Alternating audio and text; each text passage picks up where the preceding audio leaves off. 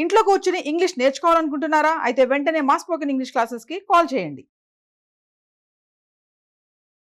నమస్తే, welcome back to Suman TV. నేను మీ సంజయ్. ఈరోజు మనతో పాటు ఉన్నారు ఇమిగ్రేషన్ లా కన్సల్టెంట్ ఆదిత్య మల్లిల గారు. సార్తో మాట్లాడి అసలు ఎడ్యుకేషన్ వీసాపై వెళ్ళిన వాళ్ళ పరిస్థితి ఏంటి, యూఎస్లో ఇప్పుడు సిచ్యువేషన్స్ ఎలా ఉన్నాయి అనే విషయంపై కొన్ని విషయాలు తెలుసుకుందాం. నమస్తే సార్. నమస్తే అండి. సార్, ఇప్పుడు ఎడ్యుకేషన్ వీసాపై ఫారిన్ వెళ్ళేవాళ్ళు చాలా మంది ఉన్నారు. ఇప్పుడు ట్రంప్ చూసుకుంటే అందరిని కొంచెం రిస్ట్రిక్షన్స్ అనేవి పెట్టేశారు. పార్ట్ టైం జాబ్స్ చేయడానికి లేదు, ఇల్లీగల్ జాబ్స్ చేయడానికి లేదు అని చెప్పేసి. అయితే అక్కడ వాళ్ళకి స్టూడెంట్స్ అందరూ కూడా ఈ పార్ట్ టైం జాబ్స్ పై బేస్ అయిపోయి ఉన్నారు.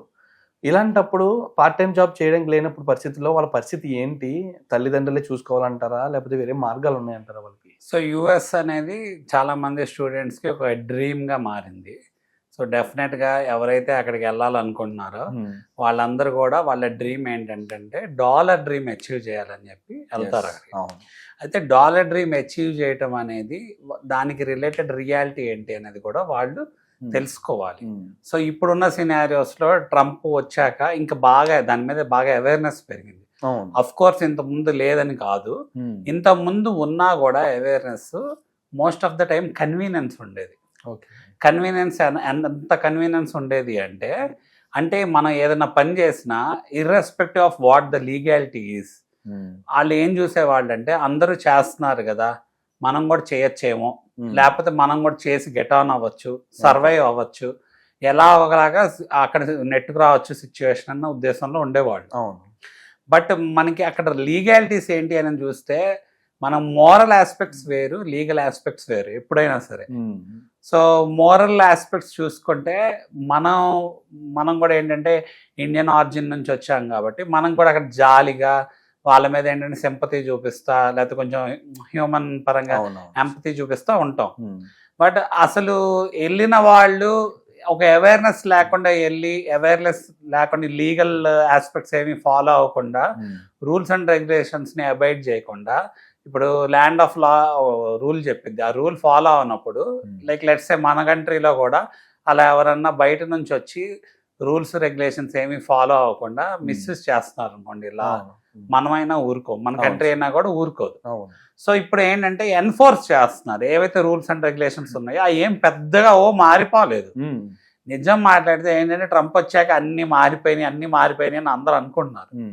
అసలు విషయం ఏంటి అంటే అన్ని మారిపోవటం కాదు, అక్కడ స్టాండర్డ్గా ఆల్రెడీ అక్కడ వెల్ ఎస్టాబ్లిష్డ్ రూల్స్ అనేది ఎప్పటి నుంచో ఉన్నాయి, కానీ ఇప్పుడు ఫాలో అవుతున్నారు. ఇప్పుడు ఏంటంటే ఆ రూల్స్ అప్పుడు కూడా ఫాలో అయ్యారు, బట్ ఏంటంటే ఎన్ఫోర్స్మెంట్ దగ్గరకు వచ్చేసరికి కొంతమంది దాన్ని అడ్వాంటేజ్ తీసుకుంటున్నారని ఐడెంటిఫై చేశారు. ఎప్పుడైతే ఐడెంటిఫై చేశారో ఈ ర్యాండమ్ రెగ్యులర్ ఏంటంటే డిపోర్టేషన్ అనేది రెగ్యులర్గా జరుగుతూనే ఉంటుంది. సో సెవరల్ కారణాల వల్ల జరగచ్చు. ఒక్కోసారి ఏంటంటే మనకు ఓన్లీ స్మాల్ స్కేల్లో జరిగినవి ఇంత మీడియాలో ఇంత లైమ్ లైట్లోకి రాకపోవచ్చు, బట్ రెగ్యులర్గా అన్ని కంట్రీస్లో డిపోర్టేషన్లో ఏంటంటే డాక్యుమెంటేషన్ పరంగా డిపోర్టేషన్, లేకపోతే ఇల్లీగల్గా ఎవరన్నా ఇమిగ్రెంట్స్ ఉంటే వాళ్ళని డిపోర్టేషన్ చేయటం, లేకపోతే ఓవర్ స్టే చేసి అక్కడే ఉండిపోతే దొరికితే వాళ్ళని డిపోర్ట్ చేయటం, ఇలాంటివన్నీ, లేకపోతే బ్లాక్ లిస్టింగ్ చేయటం, ఇవన్నీ రెగ్యులర్గా జరుగుతుంటాయి. బట్ ట్రంప్ వచ్చాక ఎక్కువ మంది అక్యుములేట్ అయిపోతున్నారు. ఇది ఏంటంటే ఓన్లీ ఇండియా కోసమే మాత్రమే కాదు, సో ఇండియన్స్ టార్గెట్ చేయడానికి మాత్రమే కాదు. సో మనం చూసుకుంటే యుఎస్ అనేది గ్లోబల్ కంట్రీ, మన వాళ్ళందరూ కూడా వెళ్ళేది ఎందుకు, గ్లోబల్ కంట్రీలో సెటిల్ అవ్వాలి, గ్లోబల్ ఎక్స్పోజర్ రావాలి. So different people from different diversified backgrounds అనేది ఉంటారు కదా. ఉన్నప్పుడు ఒకరిని టార్గెట్ చేసి చేయటం అనేది జరగదు. బట్ ఈ మొత్తం రూల్స్ని ఎవరైతే ఎక్కువ మైగ్రేట్ అవుతున్నారో, మన ఇప్పుడు మన కంట్రీ తీసుకుంటే పాపులేషన్ వైజ్ చాలా పెద్ద కంట్రీ, హ్యూజ్ కంట్రీ. అవునండి. మరి పాపులేషన్ వైజ్ మైగ్రేట్ అయ్యేప్పుడు ఎక్కువ మంది మైగ్రేట్ అవుతాం కదా, అలానే ఇల్లీగల్గా మైగ్రేట్ అయ్యే కేటగిరీస్ చూస్తే పాపులేషన్ ఇంకా వేరే కంట్రీస్ నుంచి ఎక్కువ మంది ఉంటారు మనకంటే కూడా. బట్ మన వాళ్ళు కూడా ప్రతి వీసాలో అడ్వాంటేజ్ తీసుకొని, అంటే వీసా ఒక స్టేటస్ని అడ్వాంటేజ్ తీసుకొని అక్కడ రూల్స్ అండ్ రెగ్యులేషన్స్ ఫాలో అవ్వక వాళ్ళ కన్వీనియన్స్గా ఉండేది ఏంటో చేయటము వల్ల వీళ్ళు ఏంటంటే ఇప్పుడు ఇబ్బందులు పడుతున్నారు. ఎందుకంటే అలాంటి వాళ్ళందరినీ ఐడెంటిఫై చేసి ఆ స్ట్రిక్ట్ మెసేజ్ పంపిస్తున్నారు. ఒక స్ట్రిక్ట్ మెసేజ్ పంపిస్తే ఏంటంటే నెక్స్ట్ వచ్చే వాళ్ళు కానీ, లేకపోతే ఇప్పుడు ఎవరైతే మిస్యూజ్ చేస్తున్నారు కానీ వాళ్ళు చేయకుండా ఉంటారు అన్న ఉద్దేశంతో. Okay sir. అయితే స్టూడెంట్స్ కి ఎప్పుడు కూడా దాని స్టూడెంట్ వీసా ఒక డైనమిక్స్ చూస్తే స్టూడెంట్ వీసాలో మనం వర్క్ చేయొచ్చా అంటే చేయొచ్చు. ఓకే, ఏ విధంగా?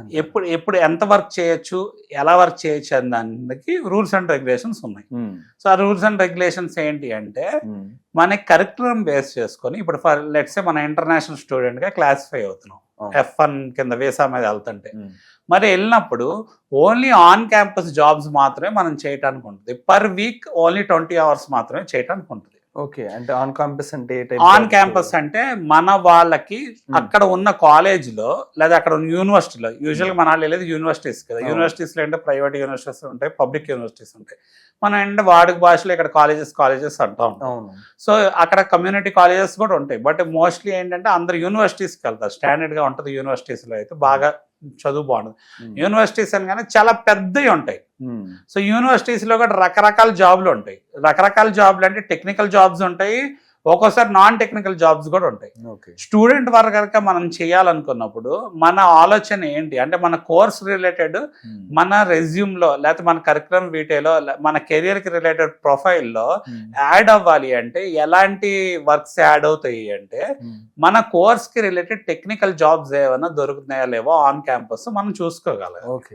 ఆల్రెడీ మన కరికులం మన మంచి యూనివర్సిటీకి వెళ్తే మన ఇంటర్నేషనల్ స్టూడెంట్స్ లైక్ లెట్స్ సే ఒక 12 credits మెయింటైన్ చేయాలనుకోండి స్టేటస్, ఆ లోడ్ అనేది వాళ్ళకి ప్రిపరేషన్ కి, లైబ్రరీకి వెళ్ళి చదువుకోవడానికి వీటికి కూడా కొంతవరకు సరిపోద్ది. సో అది కాకుండానే 20 hours మీరు ఆన్ క్యాంపస్ పని చేయడానికి అవైలబిలిటీ ఉందని చెప్పేసి US లో రూల్ పెట్టారు ఫారెన్ స్టూడెంట్స్ కి. మరి మీకు ఏంటంటే రీసెర్చ్ అసిస్టెంట్షిప్, టీచింగ్ అసిస్టెంట్షిప్ ఇలా అంటారు.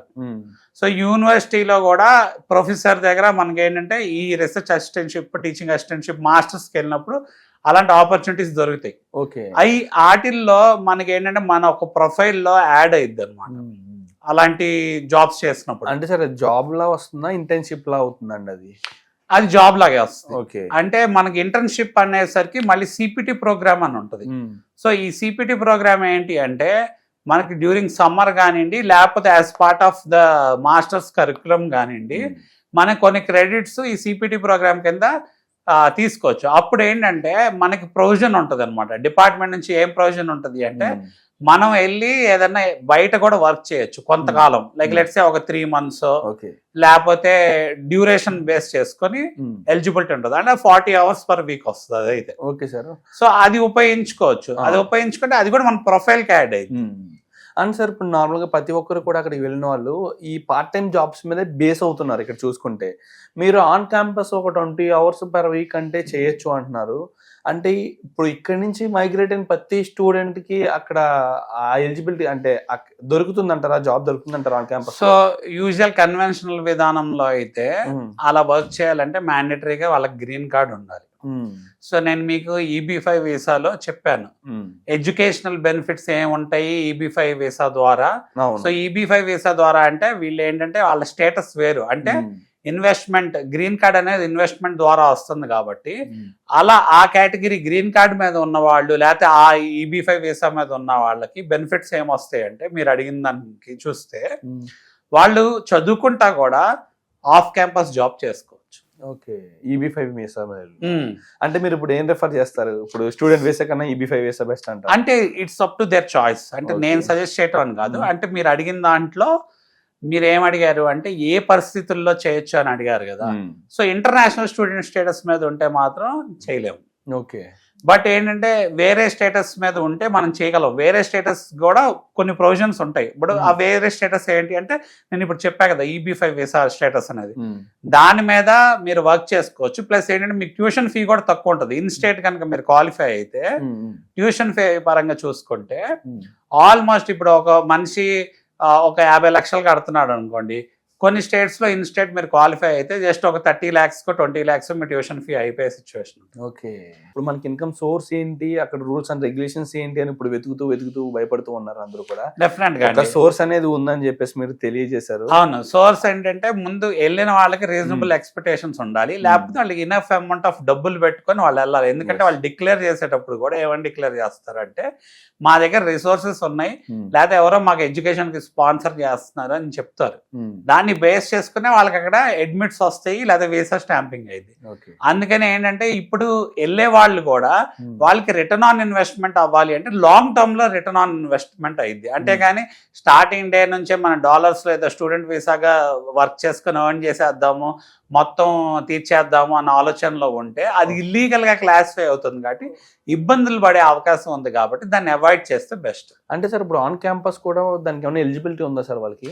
ఆన్ క్యాంపస్ ఎలిజిబిలిటీ ఏంటి అంటే అగైన్ మనకి అక్కడ ఒక జాబ్ ఒక రోల్ బట్టి రిక్వైర్మెంట్ బట్టి ఉంటుంది.